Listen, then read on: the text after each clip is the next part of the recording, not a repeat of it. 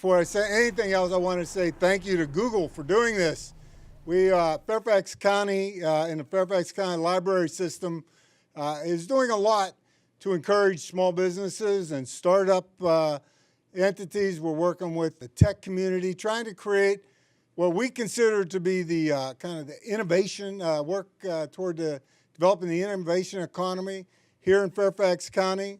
The Grow with Google program is Google's going to various libraries in different states and hosting free workshops on digital literacy skills to help job seekers and small business owners develop skills and market their businesses.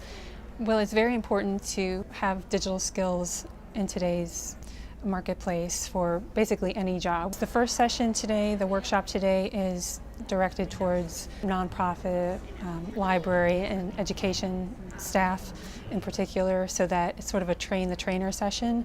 We're really excited about this opportunity today. It's great to be able to bring Google resources and libraries together in this way, and the Herndon Fortnightly Library is thrilled to be hosting this event to be able to provide these workshops.